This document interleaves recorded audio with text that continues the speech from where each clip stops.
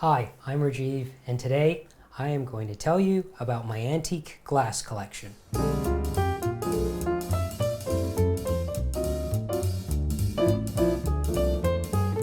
I worked at a wonderful place called Black Creek Pioneer Village when I was a teenager, and I dressed up as a pioneer.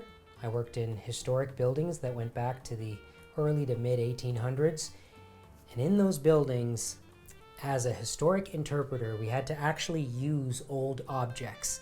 We used old pottery, we used old tools, and we used old things made out of glass. So over the years, old glass has become something that I have brought into my everyday life. It is one of my practical collections. I absolutely just love collecting things that I could actually use. And I encourage anyone out there that's intrigued to start a collection to collect things that you can put into daily use. They make the thrill of finding something in an antique mall or a junk shop so exciting and so much better when you know you're going to take it home and actually put it to use. So I want to just talk to you a little bit about all this old glass, how to look at it, and how to know how it was made. What I have on the table is a variety of things that I've collected over the years, and they were made in different ways. The beginnings of American-made glass go back to the 1600s when colonists were sent here from England, and along with the original settlers that came here, some glass blowers were sent as well. And they tried to set up a glass house, a glass factory in Virginia, and it didn't work. It would be another almost 200 years before glass making was firmly established in this country. And between the 1600s and the mid-1800s, most of the glass that was used by people living in this country came from England. It was imported. By the 1800s, there was a very significant glass production underway here in the United States, mainly Philadelphia, New Jersey, New York, and then it started to trickle inwards into Middle America.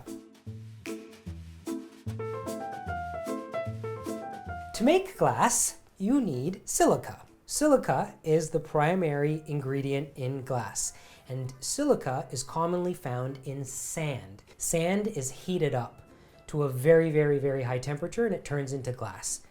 The most elementary form of making glass was by blowing through what was called a blowpipe. It was a hollow tube.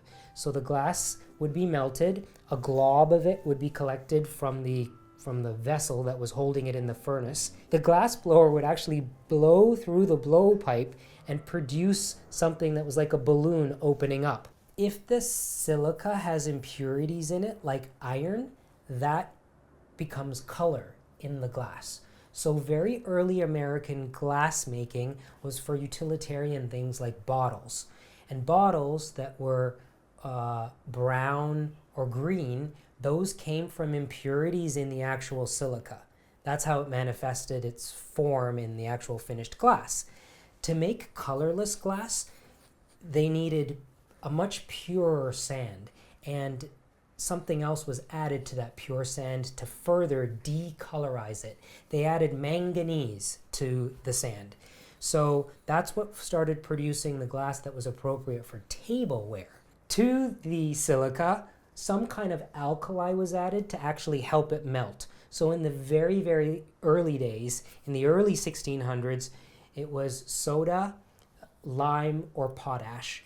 And by the late 1600s in Europe, someone had discovered that adding lead to the silica helped it make a softer glass and also made a glass that was more sparkly. It was called flint glass because the lead that was used came from flint. And this was widely copied. It started in Europe, but by the mid-1800s, American manufacturers were producing flint glass for tableware. And that's mostly what I have here. You can kind of see that there is a slight color to it. It's not completely clear.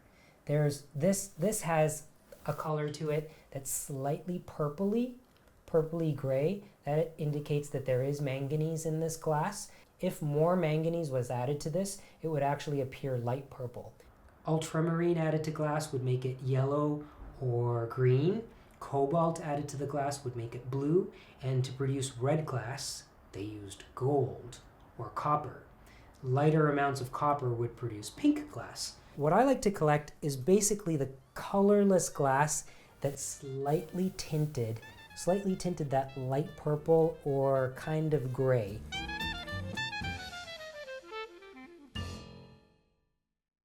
I love figuring out how something was made, and I would love to just talk to you about that with the stuff that I have here. Blown glass is the most desirable.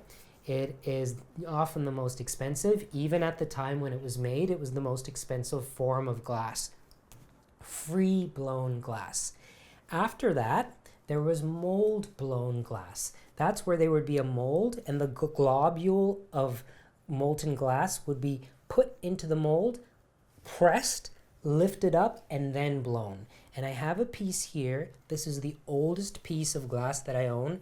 It's from the mid to late 1700s, and it's called a flip glass. So flip was a drink that was consumed. It was kind of a warm beer mixture, and it would be poured in taverns into big glasses like this. So this glass was made by taking the big molten glob of melted glass, sticking it in a mold, blowing out, and the mold had this pattern, and then it was lifted out of the mold and they continued to blow on it and it expanded. Once that piece is blown, it's transferred. So this is the part that would be connected to the tube. Then another rod, a solid rod, would be placed at the end, and this part would be broken off of the blown tube, and this edge would be finished. And then when this whole glass was finished, it would be broken off of the solid iron stick. And that solid iron stick would be called a pontil or a punty. So that leaves a mark. It leaves a scar. And this is called the punty mark, this scar. So after the piece is cooled, this mark, this scar, would be ground down to be smooth, but it would still be there. This is what I look for when I'm antique hunting, and I think I've found something that's really, really old. I look for a kind of a rough punty mark, and I hardly ever find it.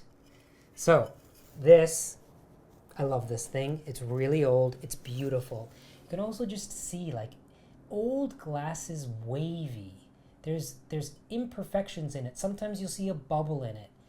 And I'll tell you, I go to junk shops or thrift shops and I can stand down at the section where they have all the glasses on the shelf and I'll just scan. I'll scan, and I can spot an old glass. It will jump out at me. And I can do that because I've been doing this for so long that I've learned to spot old glass. And then I pick it up and I look at it and I look at how it was made. When it's in a junk shop or a thrift store, it's usually priced at $2. So then it comes home with me. And I use this stuff all over the apartment. Old.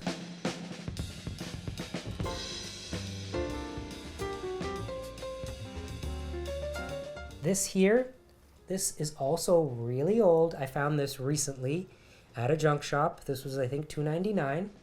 This is a blown glass that was cut after it was made. So there's the punty mark right there that was polished after it was done.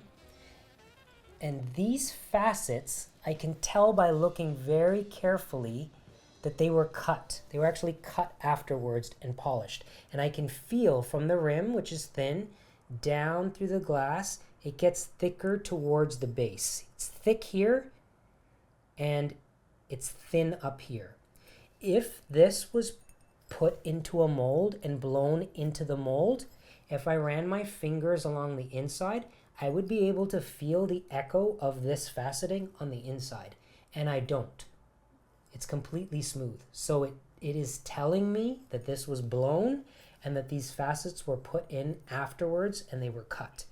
This also, the other way I can tell that it was blown is if I look very carefully along the entire stem of the glass and the foot, there are no lines that indicate that it was part of a mold. And if there are lines along the edge of the stem or the edge of this base, that means it came from a mold. So I was kind of shaking when I found this glass because I think this form is so pretty. It's really old, blown glass. Just love this thing. This is a pressed glass. So the pressed glasses were produced with a mold and a plunger. So the globule of molten glass would go into the mold, and here's the thing, there was a skill to that. You had to put the right amount of molten glass into the mold because you're going to plunge down with a second part that goes inside. If there's too little, it won't fill to the top of the mold. If there's too much, it's going to spill over and create a rough edge. So this was a multi-person job. Someone put the molten glass in, someone put the plunger in and pressed down. And I can tell this is pressed glass because when I run my hand along the inside, I can feel this pattern echoed on the inside. Another way that this could be produced is that it could actually be cut after the glass was made. But cutting this pattern into the glass would produce a very expensive glass because all of this would have to be cut by hand. So this pattern was made to emulate cut glass, but it was made so that it would be very inexpensive. So how do we tell in this modern era how it was made? Well, you run your hand along the inside. If this was a cut glass, the inside would be completely smooth. It would be completely cylindrical. But as I'm running my hand along the inside, I can feel these ridges. And that indicates that it went into a plunger and the negative part of the plunger pushed down into the mold and created the ridges.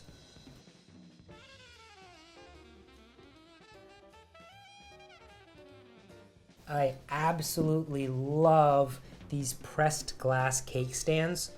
This was made in a mold, and I can see the mold marks. So there's a line here, and there's a line here. This was not blown. But if something like this was blown, I would be able to tell because there would be a pontil mark somewhere, and there would be no mold marks. But really, this style of pressed glass cake stand, they're called pressed glass cake stands because they became very, very popular in the late 1800s and they were made out of molds. This is a tumbler, and this is the sort of tumbler that's still common today. They're still making these all over the place. But when I find an old one, and this one is not scratched, it's not etched, it's kind of in perfect condition. This was $2.99 as well. I was so happy because I knew that it was old, and I just love that this shape and this form has not changed in almost 300 years. And here's an old version.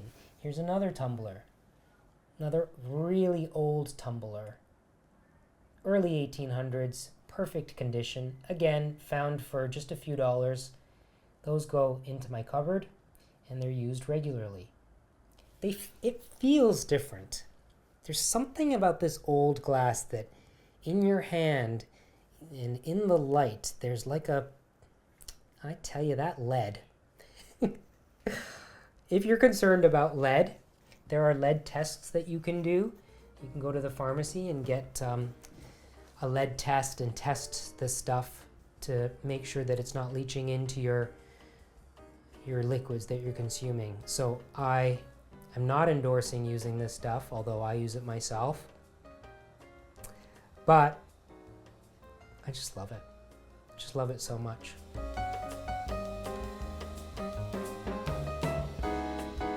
Right here, you know what this is? So I use it for nice little cotton swabs that I use for cleaning off my face in the evening sometimes with a little bit of witch hazel. But this is a pickle jar.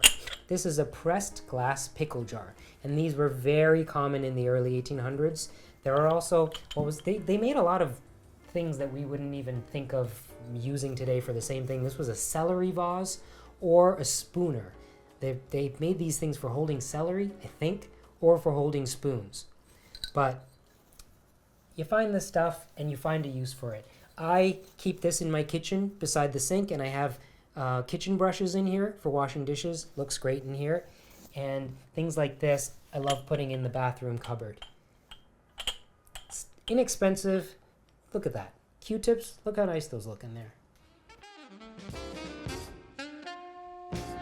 My glassware collection, shared with you. I encourage all of you to find that thing out there that maybe you would like to start collecting, and then to do some homework, learn about it, and go out there, hunt that stuff down, bring it into your homes, and have fun.